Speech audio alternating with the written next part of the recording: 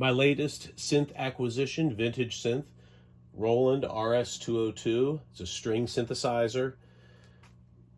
Their answer to the string synths, the other European string synths like the Arp Solina and the Elka Rhapsody.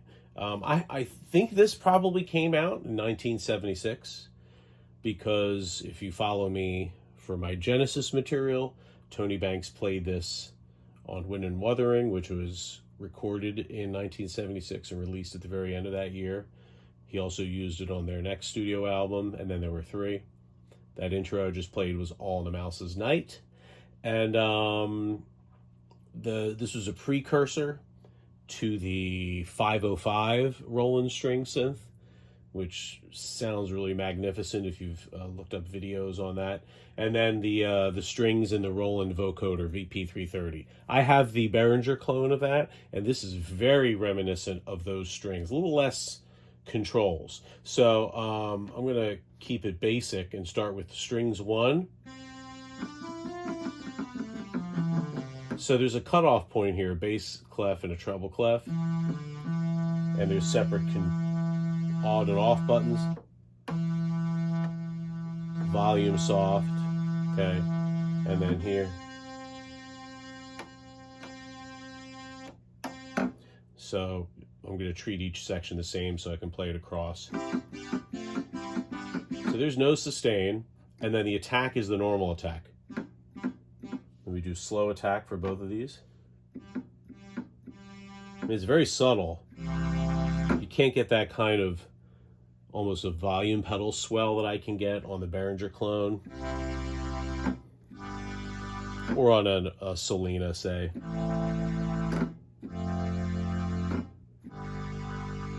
I will do a more in-depth video. I know that you're probably hearing my monitors over there, my voice over here. But just a quick camera, because I just got this today. All right, so we'll put the attack on. Let's put some sustain on. This sounds very much like my Behringer vocoder. If you like this sound, you can get this with the Roland clone, the Behringer vocoder. Now, there's two issues with this. There's this C sharp. I hear some noise faintly. This key doesn't work. And then this ensemble switch is iffy. There's two chorus positions. The first reminds me of what you hear on a Boss CE1 pedal or a JC120 amp.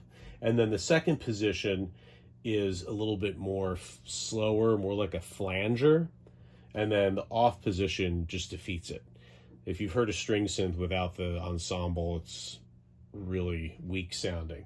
Now this switch is touchy. I have to really move. They told me when they saw, wow, it's underneath this. So somebody must have spilled something here in 1981, right? Because these are kind of lined up. So I'm not going to move this around. I'm going to get this fixed. When I get this fixed, I'll do a much better video for you. So here's strings 1, like the viola, and here's strings 2.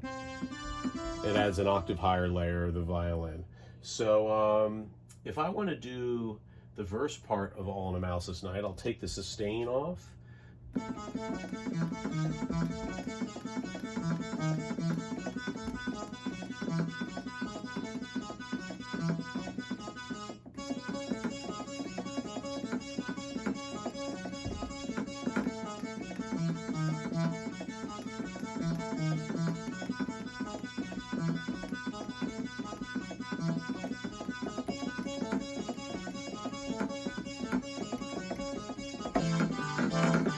Right.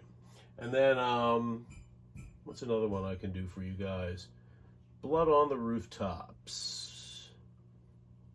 Again, I don't have any of these memorized. Looking at my iPad off to the side. So here's the intro with the pro soloist English horn.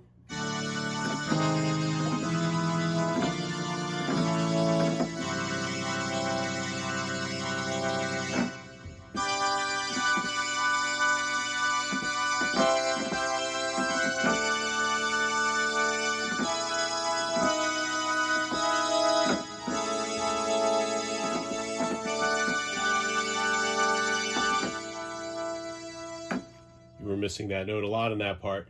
So I think what Tony Banks did on Wind and Wuthering, and then there were 3. He also did this quite a bit with the Elka Rhapsody on Trick of the Tail, and Lamb Lies Down on Broadway with the Elka Rhapsody, which is doubling his Mellotron violins with this string sound. So I can't wait to get this fixed. I've got to get my Elka fixed. That has a bum note and it's a little scratchy sounding, and then my Solina has a couple issues, and I've reached out to a tech to do all 3 of those. When I get them all back, I'll do a great comparison video of all these excellent 70s string synths and record better audio. But here's my first look. I'm really happy to have this. I think I have all the synths I've ever wanted, right? I don't need to buy any more.